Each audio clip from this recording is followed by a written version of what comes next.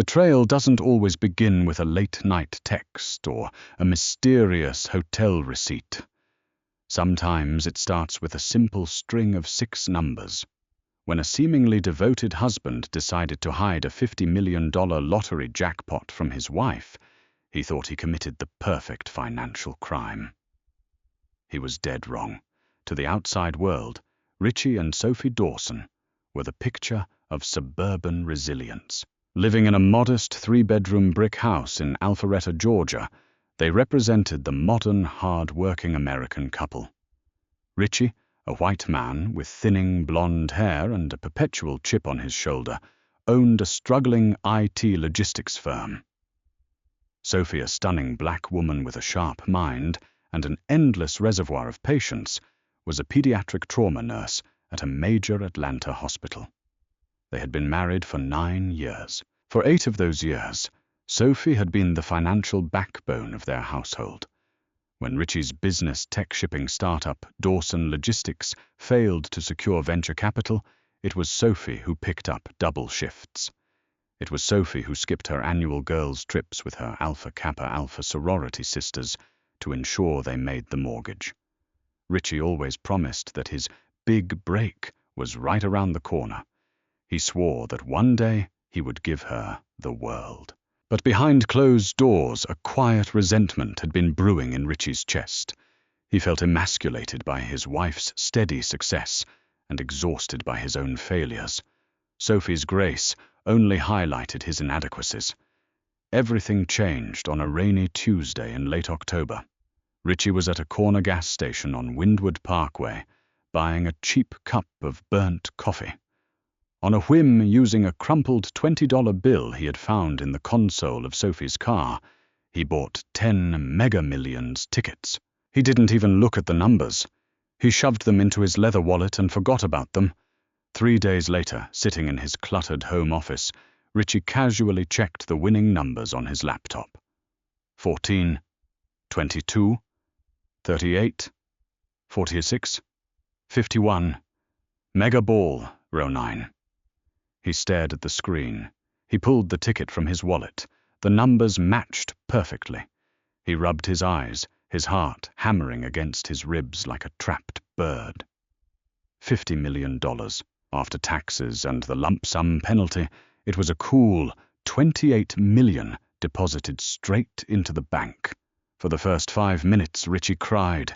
He imagined running downstairs, picking Sophie up and spinning her around. He imagined paying off her student loans, buying her the sprawling estate in Buckhead she had always dreamed of, and finally being the provider he had desperately wanted to be. But as the minutes ticked by, the joy mutated into something cold and insidious. A dark, selfish thought crept into his mind. I bought this ticket. This is my luck. If I tell Sophie half of this belongs to her immediately, what if she divorces me? What if her family, who never truly liked me, starts asking for handouts?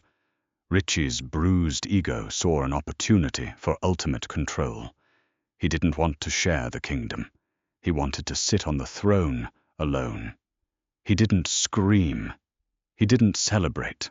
Instead, Richie Dawson placed the ticket inside a Ziploc bag, hid it inside the lining of his old college backpack, and walked downstairs to eat meatloaf with his wife, looking her dead in the eye and complaining about how high the electric bill was.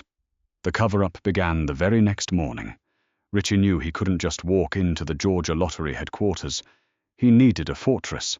Through late-night encrypted web searches, he found Victor Hayes, a ruthless wealth management attorney based in Delaware, known for handling high-net-worth divorces and anonymous shell corporations. Richie flew to Wilmington under the guise of an IT networking conference. In Victor's sleek, mahogany-paneled office, they hatched a master plan. If you deposit this into a joint account, or even a personal account tied to your social security number, it becomes marital property instantly. Victor warned, his piercing blue eyes locked onto Richie. Georgia is an equitable distribution state. If she finds out and files for divorce, a judge will carve this up. We need layers. Under Victor's guidance, Richie established an anonymous blind trust named the Cobalt Horizon Trust. The trust then legally claimed the lottery ticket. From there, the funds were funneled into a newly formed, highly secretive LLC called Bluecrest Holdings.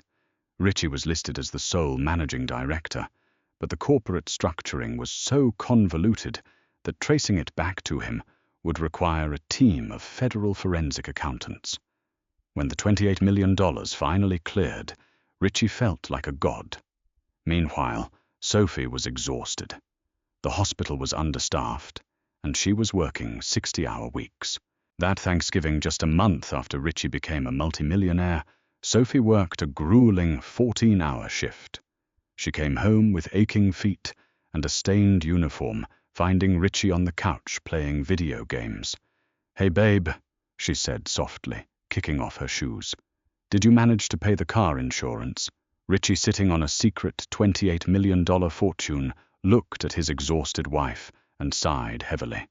"I did, but it wiped out my checking. Things are really tight this month, Chloe. You might need to cover the groceries on Friday." "Okay," Sophie whispered, too tired to argue. "We'll make it work. We always do." Richie felt a brief flicker of guilt, but he quickly extinguished it. He convinced himself he was doing this for their own good. He told himself he was securing the capital to build a real empire. But greed is a living, breathing thing, and it was about to consume him completely. By the following spring, Richie's double life was in full swing. He couldn't blatantly quit his failing IT job without raising Sophie's suspicions, so he constructed an elaborate lie. He told Sophie that his company, Dawson Logistics, had finally landed a major angel investor from New York. This phantom investor was allegedly injecting massive amounts of capital into a new venture, which Richie decided to name Bluecrest Holdings. "They believe in my vision, Sophie," Richie announced over a cheap dinner of spaghetti and meatballs. "They're giving me a salary to manage a massive portfolio of real estate and tech acquisitions. I'm the CEO." Sophie was thrilled. She hugged him, tears of relief in her eyes, genuinely believing her husband's years of struggling had finally paid off. She had no idea that the angel investor was the lottery ticket, and the money he was using to fund Bluecrest was half hers. With his fake cover story established, Richie began to spend. At first it was subtle, a tailored Tom Ford suit, here a Rolex Daytona there. He claimed they were gifts from the board of directors to ensure he looked the part of a high-powered executive. Then the spending escalated. Richie began taking frequent business trips to Miami, Las Vegas, and Los Angeles. He claimed he was scouting commercial real estate for Bluecrest. In reality, he was living the life of a single billionaire. He bought a $3 million penthouse in Miami Beach through a subsidiary shell company. He purchased a 70-foot Sunseeker yacht, naming it the Sovereign, completely hidden behind corporate veils. While Richie was popping Dom Perignon on the bow of a yacht in Biscayne Bay, Sophie was still in Alpharetta clipping coupons and picking up overtime shifts because Richie claimed his new CEO salary was tied up in company stock, and they still needed her income to cover the base mortgage. But Sophie was no fool. The intuition of a devoted wife is a powerful radar, and hers was flashing red. It started with the disconnect in Richie's demeanor. The man she had loved was gone, replaced by an arrogant, detached stranger. He was constantly on his phone, furiously texting and abruptly changing his passcode. He began criticizing Sophie's appearance, her clothes, and her friends. He started telling her she lacked ambition and didn't understand the pressures of high-level corporate finance. The psychological abuse was insidious. When Sophie questioned why they couldn't take a vacation with his new success, Richie gaslit her. "You just don't get business, Sophie. The capital has to stay liquid. Why are you always nagging me about money? Be grateful I'm finally providing." Sophie confided in her best friend Tanya Brooks, a sharp-tongued corporate lawyer who had never fully trusted Richie. They were sitting on Sophie's back patio, nursing glasses of cheap Pinot Grigio. "Sophie, none of this makes sense," Tanya said, leaning forward. "No angel investor hands over millions of dollars to a guy whose IT company has been in the red for 5 years. And why isn't he putting your name on any of the new Bluecrest bank accounts? He's legally isolating you. He says it's for liability reasons." Sophie defended weakly, though her stomach churned with doubt. "Liability, my ass," Tanya scoffed. "He's hiding something. An affair, a gambling ring, or money. You need to look into his briefcases when he's asleep." Sophie felt dirty doing it, but a week later, desperation took over. Richie had passed out after a celebratory dinner with supposed clients, smelling faintly of expensive scotch and a perfume Sophie didn't recognize.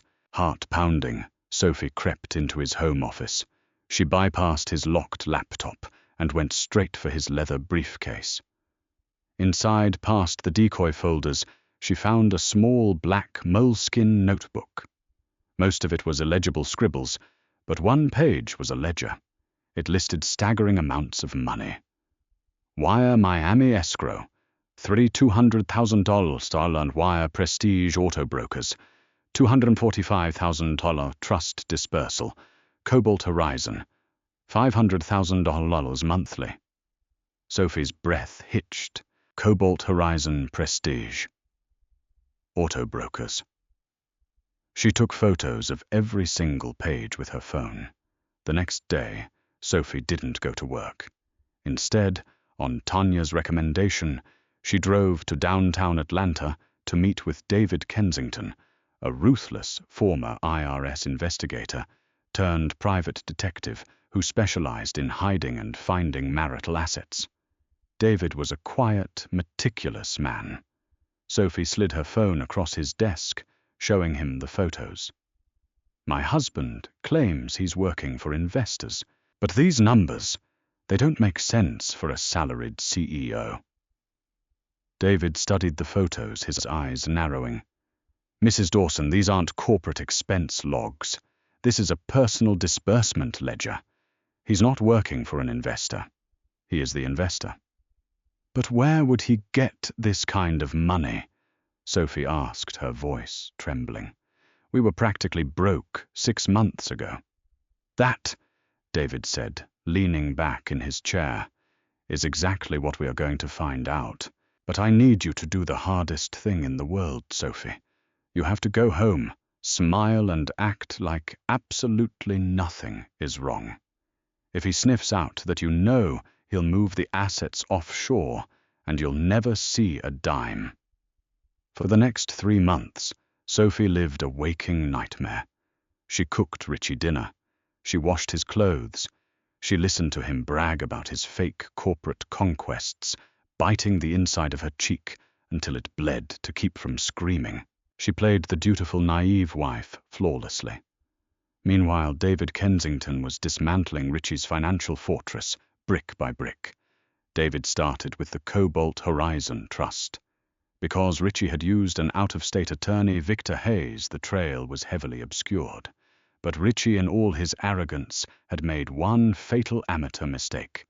He had used his personal frequent flyer miles to book the flight to Delaware to set up the trust. Using a combination of subpoenaed airline records, cross-referenced IP logins, and deep web database sweeps, David finally cracked the shell.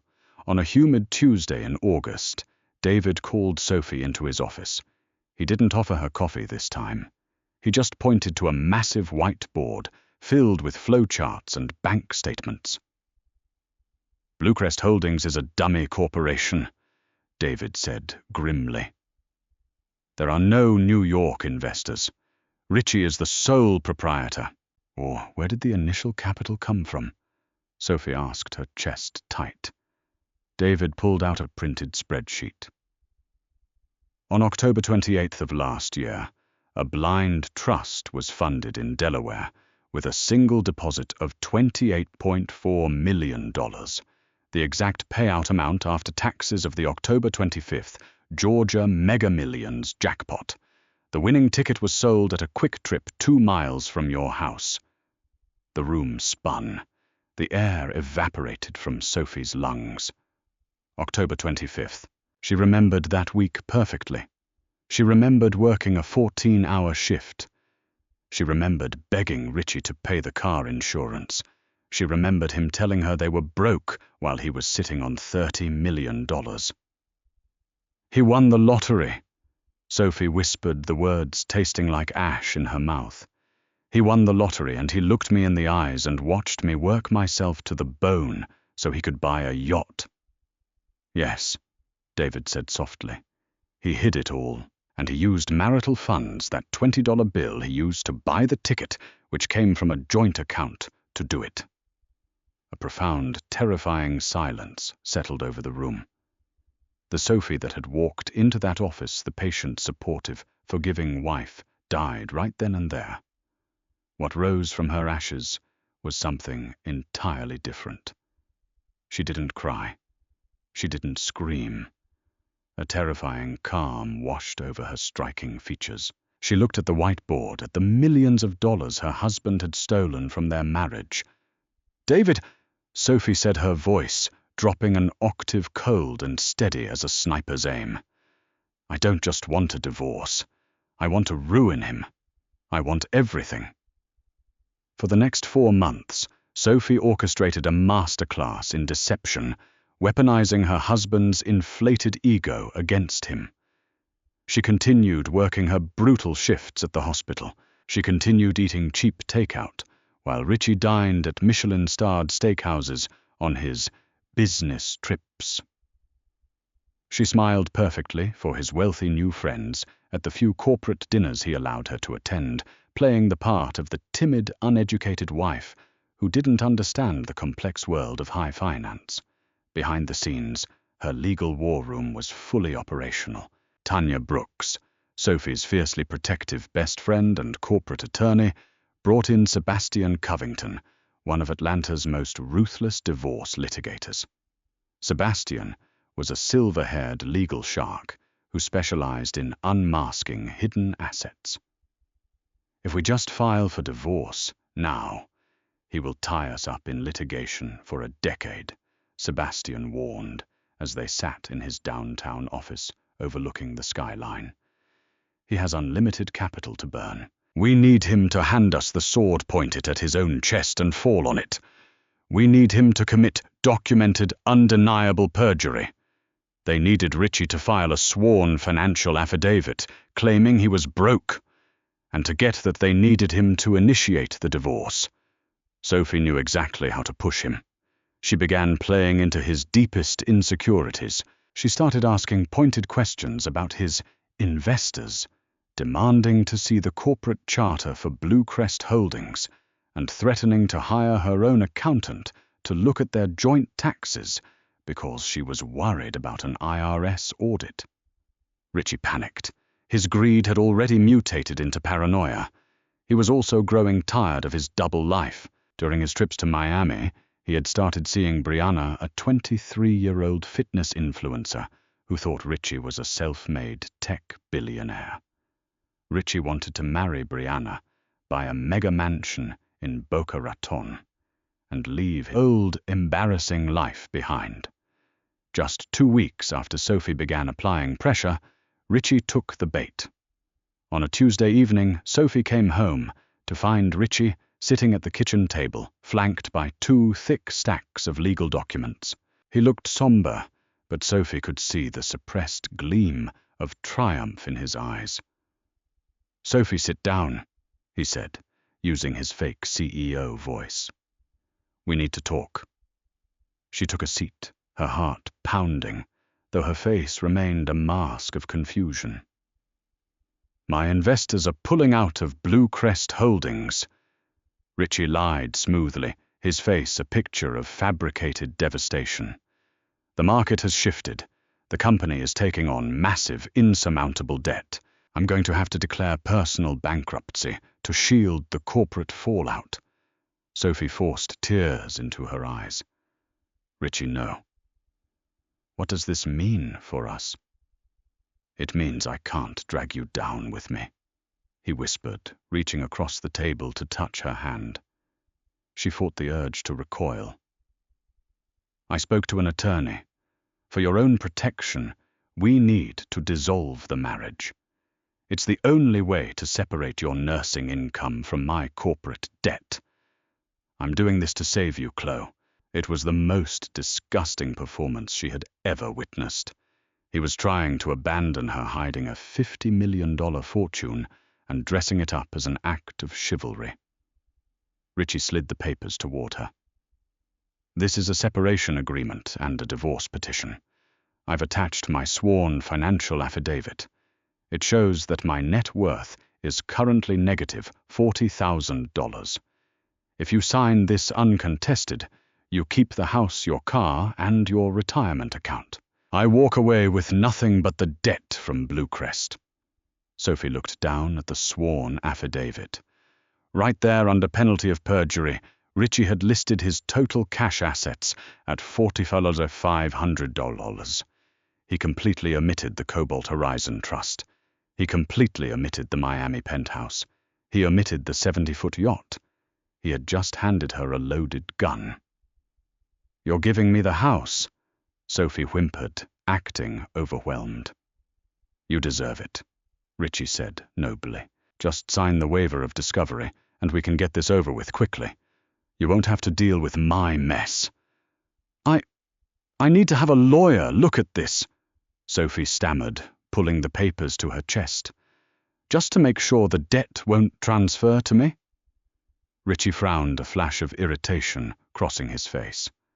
Fine, but do it quickly. The creditors are circling. Sophie walked upstairs, locked the bedroom door, and dropped the Weeping Wife Act instantly. She laid the signed, notarized affidavit on her bed, pulled out her phone, and called Sebastian Covington. We got him, she said, a chilling smile spreading across her face. He lied to the court. 6 weeks later, the trap finally snapped shut inside a glass-walled conference room at the Fulton County Courthouse. It was supposed to be a standard mediation session to finalize the uncontested divorce. Richie strolled in, wearing a bespoke Italian suit, flashing his Rolex, looking like a man who had already won the war. He was accompanied by Victor Hayes, his sleazy wealth management attorney from Delaware, who had flown in to ensure the shell companies remained completely invisible. Sophie sat across the massive oak table, flanked by Tanya and Sebastian Covington. She wore a simple, elegant red dress. She looked serene. The mediator, a retired judge named Harrison, opened the file.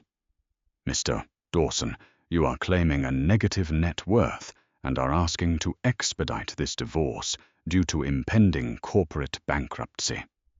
Mrs. Dawson, your counsel rejected the settlement offer yesterday. Why are we here? Sebastian Covington stood up, buttoning his suit jacket. Your Honor, we rejected the settlement because the financial affidavit submitted by Mr. Dawson is not just inaccurate. It is a fabricated, fraudulent document designed to conceal tens of millions of dollars in marital assets. Richie scoffed loudly, rolling his eyes. This is ridiculous. Sophie, I told you there is no money. Bluecrest is underwater. Let's talk about Bluecrest Holdings, Sebastian said, his voice echoing in the quiet room. He pulled a thick-bound dossier from his briefcase and slid it across the table to the mediator. Your Honor, Bluecrest Holdings is not a tech logistics firm. It has no clients. It has no products. It has a single source of funding, the Cobalt Horizon Trust. Victor Hayes stiffened in his chair. Richie's smug smile faltered. Sebastian pulled out a second document. On October 25th of last year, a winning Mega Millions ticket worth $50 million was purchased at a gas station 2 miles from the Dawson residence. 3 weeks later, Mr. Dawson traveled to Wilmington, Delaware, to establish the Cobalt Horizon Trust with Mr. Hayes, here depositing a lump sum of $28.4 million. Objection. Victor Hayes shouted, his face turning pale. This is a blatant violation of attorney-client privilege and corporate privacy. My client's trusts are protected entities. Fraud invalidates privilege. Counselor. Sebastian snapped back, throwing a stack of bank records onto the table. We subpoenaed the IP logs of Mr. Dawson's home network. We have his browser history showing his searches for how to hide lottery winnings from spouse. We have the flight records. We have the disbursement ledger he kept in his own handwriting. And we have the original gas station surveillance footage proving he bought the ticket with a $20 bill drawn from a joint marital checking account. Richie looked like he had been struck by lightning. All the blood drained from his face. He stared at Sophie, his mouth opening and closing like a suffocating fish. Sophie just stared back, her expression completely unreadable. "You hacked me," Richie hissed, panic, finally breaking through his arrogant facade. "You stole my property." "No, Richie," Sophie said, her voice cutting through the room like a diamond blade. "You stole our future. You watched me work 14-hour shifts in a trauma ward while you bought a $3 million penthouse in Miami. You watched me cry over grocery bills while you bought a yacht." "Your Honor," Sebastian interrupted, turning back to the mediator. "Mr. Dawson signed a sworn financial affidavit stating his assets were $4,000. He committed egregious perjury. In the state of Georgia, while assets are generally divided, equitably severe financial fraud and the active concealment of marital property allows the court to enact punitive measures. We are not asking for half." Sebastian leaned forward, placing his hands flat on the table. "We are asking for 100%. The silence in the room was absolute. Victor Hayes began violently packing his briefcase. He knew when a ship was sinking, and he wasn't going to prison for a foolish IT guy's perjury. "Victor, do something," Richie pleaded, grabbing his lawyer's arm. "I can't represent you in a criminal perjury case, Richie. You're on your own," Victor muttered, practically sprinting out of the conference room. Richie was utterly alone. The facade had completely crumbled. The empire he thought he built was nothing but a house of cards, and Sophie had just blown it away. The ensuing legal battle was brutal, swift, and entirely one-sided. Because Richie had committed documented perjury on his financial affidavits, and because the lottery ticket was purchased with joint marital funds, the judge ruled with unprecedented severity. The court determined that Richie's attempt to defraud his wife constituted financial abuse. To penalize his blatant perjury, the judge awarded Sophie 100% of the remaining Cobalt Horizon Trust. But Sophie didn't stop there.